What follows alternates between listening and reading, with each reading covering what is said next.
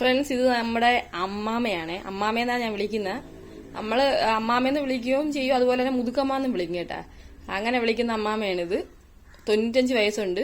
എന്റെ അമ്മയുടെ അമ്മയുടെ അമ്മയാണ് എന്റെ മോടെ. അപ്പൊ 5 തലമുറയായി. മോളും കൂടെ ആകുമ്പോ 5 തലമുറയായിട്ടുണ്ട്. അപ്പൊ അമ്മാമ ഇപ്പോഴും നല്ല ചുറുചുറുക്കോടെ ഇരിക്കാനുള്ള കുറച്ച് കാര്യങ്ങൾ, നമ്മുടെ അന്നത്തെ ആഹാരങ്ങളും രീതികളും എന്തൊക്കെയാണെന്ന് നിങ്ങളുമായിട്ടൊന്ന് ഷെയർ ചെയ്യുവാണേ. അമ്മാമേ, എന്തൊക്കെയായിരുന്നു അന്ന് കഴിച്ചിരുന്ന ആഹാരങ്ങൾ? ചെവി കേൾക്കാൻ കുറച്ച് ബുദ്ധിമുട്ടുണ്ട് കേട്ടോ ഫ്രണ്ട്സ്. അന്ന് എന്തൊക്കെ ആഹാരങ്ങളാണ് കഴിച്ചിരുന്ന പണ്ട്? പണ്ടെന്തോരാണ് ഇഷ്ടംപോലെ ചോറും മീനും കറികളും എല്ലാ സാധനങ്ങളും തിന്നാറുണ്ട്. ആവശ്യമായി ഇന്നത്തെ കണക്കുള്ള ഇതൊന്നുമല്ല. പുട്ടും അപ്പവും ഒക്കെ നല്ല ഇഷ്ടംപോലെ തിന്നുണ്ടായിരുന്നു. പിന്നെ അന്ന് പച്ചക്കറികളൊക്കെ എങ്ങനെയാണ്? പച്ചക്കറിയൊക്കെ ഉണ്ടായിരുന്നു. നട്ട് വളർത്തിയതാണ് കൂടുതൽ. നട്ട് വളർത്തി അയ്യത്ത് കിടക്കും. അപ്പൊ കഴിച്ചു തിന്നാം. അയ്യത്ത് ഒരു വഴുതണങ്ങ അവിടുത്തെ ഒരു അരുവം വരും. അങ്ങനെയായിരുന്നു. അന്ന് കീടനാശിനികളൊന്നും ഇല്ലായിരുന്നല്ലേ? പിന്നെ ചോറ് എങ്ങനെ? രാവിലെ വൈകിട്ടും 3 നേരം ചോറ് തന്നെയാണ് കഴിക്കുന്നത്? കാലത്തേക്ക് പലഹാരം ഒക്കെ തിന്നും. പലഹാരം അങ്ങനെ ഉണ്ടാക്കൂല കാലത്തെ. വല്ലപ്പോഴൊക്കെ വേണമെങ്കിലേ ഉണ്ടാക്കൂ. പഴങ്ങഞ്ഞൊക്കെ ഇഷ്ടംപോലെ ചക്കയും മിരക്കടം ഒക്കെ ഇട്ട് കലക്കിയും കുടിക്കും. അതാണ് മാമൻ ഇപ്പോഴും ഉള്ള മുതുക്കമ്മാന്നാണ് വിളിക്കുന്നത്. ആരോഗ്യത്തിന്റെ രസം. അന്നത്തെ കുടിക്കുന്നതാണ് ഇപ്പൊ വേണ്ടത്. ഇപ്പൊ ഈ പുത്തൻ പലഹാരങ്ങളൊന്നും വേണ്ട. പിന്നെ എന്താണ് ഇപ്പൊ അസുഖങ്ങളൊന്നും അങ്ങനെ മുതുക്കമ്മയ്ക്ക് അങ്ങനെ അസുഖങ്ങളൊന്നും ഇല്ലല്ലോ? വലിയ അസുഖങ്ങളുണ്ട് എന്ന് വെച്ചാൽ എപ്പോഴും അസുഖം ആശുപത്രി പോകണം. അതാ അങ്ങനെ ആശുപത്രി പോയാ നിവർത്തിയുണ്ട്. എന്നാലും ഷുഗർ ഒന്നും ഇല്ലല്ലേ? പഞ്ചാരയൊക്കെ ഇട്ട് തോനെ ചായയിലൊക്കെ പഞ്ചാരയൊക്കെ ഇട്ടല്ലേ കുടിക്കുന്നത്? പഞ്ചാരയൊക്കെ തോനെ ഇട്ടല്ലേ കുടിക്കുന്നത് ചായയിൽ? പഞ്ചാര ഇഷ്ടം പോലെ കുടിക്കുക. ഇപ്പോഴും കുടിക്കുന്നുണ്ടല്ലേ? പഞ്ചാര അല്ല കൂടുതലും ശർക്കര കരിപ്പോട്ടി ഇതൊക്കെയാണ്. പഞ്ചാര ഇപ്പോഴും നല്ലതായിട്ട് കുടിക്കൂലേ ചായയില്? ചായയില് പഞ്ചാര ഇപ്പോഴും നല്ലതായിട്ടിട്ട് കുടിക്കൂലേ?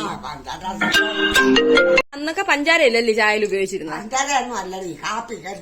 കരിപ്പോട്ടി കാപ്പി. ഇപ്പോഴാണ് ഈ ചായയൊക്കെ കൂടുതലായിട്ട് ആൾക്കാർ കുടിക്കുന്നത്. ചായ കൊറേ കാലമായി ചായ കുടി തുടങ്ങിട്ട്. ഇപ്പോഴെന്ന് വെച്ചാൽ ഇപ്പോഴല്ല, 40-50 കൊല്ലമൊക്കെ ആവും ചായ തുടങ്ങി കിട്ടും. മറ്റേത് നമ്മൾ കരിപ്പോട്ടി കാപ്പിപ്പൊടി അങ്ങോട്ടിട്ട് കരിപ്പോട്ടി ഇട്ട് കാപ്പി ഇടും. പാലായാലും തന്നെ കാപ്പി അതിൽ കൂടെ പാലും ചേർത്ത് അങ്ങ് കുടിക്കും ആവശ്യം പോലെ. അതെങ്ങനെ ഇരിക്കും നല്ല അർത്ഥെടുക്കാൻ കുടിക്കേ. അപ്പൊ ഇപ്പൊ മുതുക്കമ്മയ്ക്ക് എത്ര വയസ്സുണ്ടെന്ന് അറിയാമോ? എത്ര വയസ്സ്?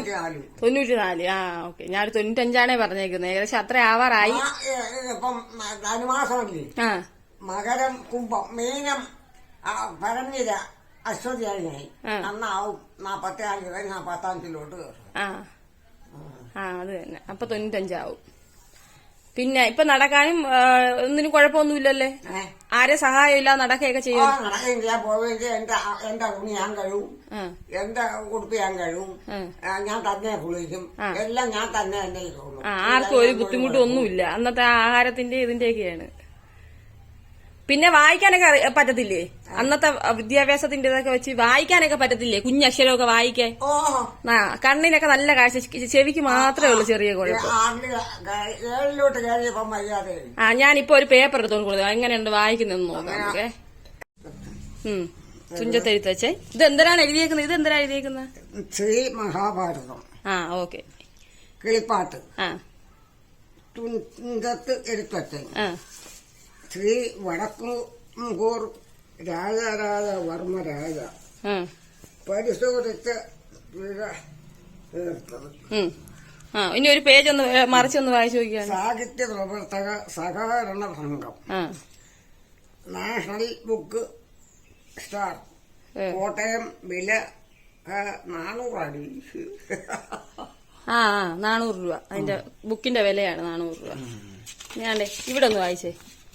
ആ ചെറിയ അക്ഷരം വരെ കാണാൻ പറ്റുന്നുണ്ട് ഇപ്പോഴും. എഴുത്തച്ഛന്റെ ശ്രീ മഹാഭാരതം കിളിപ്പാട്ട് ലക്ഷക്കണക്കിന് കോപ്പികൾ ഇതിനോടകം പ്രചരിച്ചു കഴിഞ്ഞു. എന്നാൽ പ്രണന്തിതമാർ പരിശോധിച്ച് ശുദ്ധ പാഠങ്ങൾ സ്വീകരിച്ചിരിക്കുന്നവ കുറവാണ്. പിഴവുകൾ കഴിയുന്നത്ര നമ്മൾ പോലും ഇത്ര നല്ല കണക്ക് വായിക്കത്തില്ല. എന്നെ കൊണ്ടും പറ്റത്തില്ല ഇപ്പോഴും ഇത്രയും നല്ല ഇതായിട്ട് വായിക്കാൻ. എന്തോരം നിങ്ങൾ വായിക്കുന്ന കൊള്ളാന്ന് സൂപ്പറന്ന്.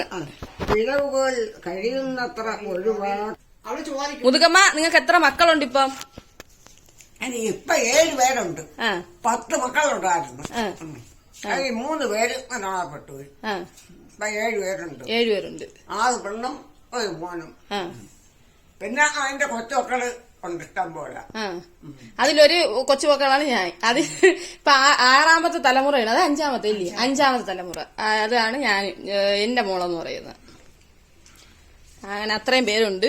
ഇപ്പോഴും ഒരു കുഴപ്പമില്ല, ആരോഗ്യമായിട്ടൊക്കെ ഇരിക്കുന്നു. മക്കളൊക്കെ നോക്കും. എല്ലാരും വന്ന് ഇടയ്ക്കിടയ്ക്ക് കാണും. എല്ലാരും പല സ്ഥലങ്ങളിലാണ്.